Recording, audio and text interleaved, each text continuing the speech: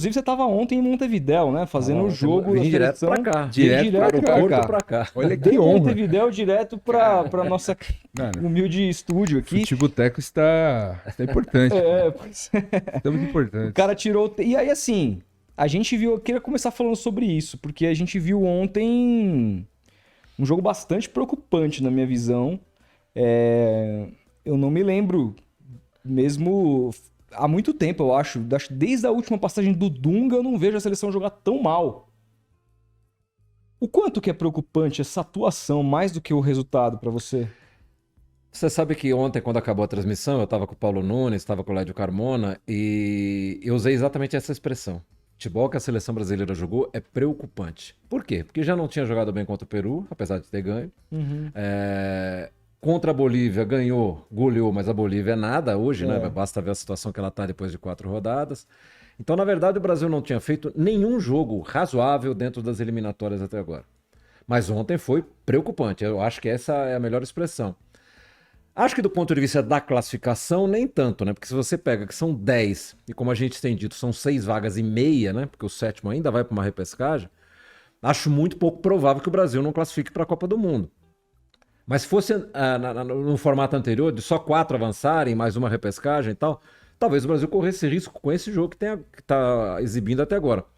A tabela das eliminatórias nessa primeira etapa, ela é muito favorável ao Brasil. Ele pegou as seleções mais fracas, né? Pegou Peru, pegou Bolívia. O primeiro adversário um pouco mais difícil foi o Uruguai. Sim. E na próxima rodada, agora em novembro, ele pega a Colômbia fora de casa e pega a Argentina em casa. Ou seja, teoricamente, o Uruguai e a Argentina e Colômbia são os 3 adversários mais fortes das eliminatórias para o Brasil, né? Então é realmente preocupante, primeiro, porque o time não jogou nada, não está jogando nada. Você não vê ali nenhum esboço, né, de a formação de um time em termos de estratégia, em termos de tática de jogo. E alguns jogadores tecnicamente muito mal, né? O primeiro tempo ontem foi horroroso. O Neymar não jogou nada, o Vinícius Júnior não jogou nada, Casemiro muito mal, né, não acertando um passe. Então acho que tem uma série de preocupações aí. Primeiro que o Diniz até agora não conseguiu dar uma carinha mínima para esse time. E alguns jogadores tecnicamente estão muito mal, né? E aí, Milton, assim, eu fico me perguntando, porque a gente viu depois desse jogo citado por você contra a Bolívia, muita gente depois daquela exibição empolgada. Por favor, senhor Carlos Ancelotti, fique onde você está. O Brasil já tem técnico. A gente ouviu isso. Leu também. Eu não sei, eu sinto que há, isso é uma percepção pessoal minha, que há uma benevolência exagerada com relação ao Diniz. Já falei sobre isso várias vezes. Acho que ele é um técnico promissor. Acho que se ele ganhar a Libertadores, e o Fluminense, na minha visão, é favorito, ele sobe um patamar na carreira. Mas acho que há uma certa, não sei, complacência da imprensa de uma maneira geral com o Diniz. Você enxerga isso também? E você acha que, caso o Brasil perca os próximos 2 jogos, que estávamos falando aqui fora do ar, você perder para a Colômbia hoje, fora de casa, e perder para a Argentina, jogando o futebol que tá, mesmo no Maracanã, não são nenhum... Hoje, para esse futebol apresentado, não é nenhum resultado normal. Caso as 2 derrotas venham, você acha que o Diniz corre o risco de sair até da posição de interino da seleção? Eu acho que corre o risco. Vamos por partes, né? Eu acho o Diniz um cara muito interessante, eu acho ele um cara ousado, eu acho que ele tem boas ideias, acho ele um bom técnico, mas primeiro, ele tem uma carreira em termos de vitória muito curta, né? Ele tem um campeonato carioca, tirando alguns títulos lá no começo da carreira de times menores e tal, mas ele tem rigorosamente um campeonato carioca. Vai para uma final de Libertadores, praticamente jogando em casa, acho que ele tem a chance com você. Também acho isso, se ele ganhar a Libertadores, ele dá um salto ali. E o futebol do Fluminense, que o Fluminense tem jogado esse ano, efetivamente demonstra que ele tem boas ideias, né? Que ele tem um bom raciocínio a respeito de futebol.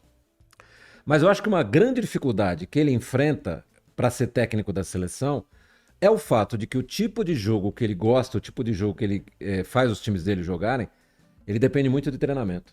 Ele depende muito dos jogadores estarem muito juntos e repetir, e repetir, e repetir. E na seleção não tem como fazer isso. Por exemplo, ele se reúne para uma data FIFA como essa que terminou ontem. Para 2 jogos, ele no máximo, ele vai fazer 6 treinos. 6 treinos. Porque até chegar todo mundo, já consumiu ali um dia, 2. Aí você tem 2 dias para o próximo jogo, você faz um treino, 2 talvez, um intervalo para o outro jogo você tem viagem, você tem que dar mais 2, 3 treinos, enfim. E acho difícil, uma vez por mês, você reunir o time para dar 2, 3, meia dúzia de treinos e conseguir passar todas essas ideias, ainda mais ele que está renovando, né? Ele que está trazendo jogadores diferentes para a seleção, mais difícil ainda, né? E acho que efetivamente houve um encantamento acima do normal por causa de uma goleada sobre a Bolívia, né? Eu lembro que quando terminou a transmissão lá, eu estava em Belém naquele jogo, eu disse o seguinte, olha, golear a Bolívia, nós cansamos de golear ao longo da história, a gente sempre goleou a Bolívia. Bolívia hoje é nada, e esse ano ela está pior do que as Bolívias anteriores. Porque antes a gente dizia, não, na altitude a Bolívia né? Ela perdeu as 2 na altitude, né? Jogando agora, ela tomou de 3 da Argentina na altitude. Então, acho assim, acho essa safra do futebol brasileiro muito fraca. A gente está passando por uma crise técnica e acho que esse aspecto é importante de a gente observar. A Copa do Mundo já tinha deixado isso muito claro, a Copa do Catar. E acho que essa talvez devesse ser a grande discussão. Por que o nosso futebol está produzindo tão poucos jogadores de primeiro time? Antigamente você tinha, em cada grande time da Europa, você tinha um brasileiro brilhando. Hoje você não tem mais. Até o Neymar, que é o nosso principal jogador, está jogando na Arábia hoje, né? Isso. Enfim, então acho muito preocupante essa situação de que a gente não consegue mais formar seleções como a gente já formou muito na história.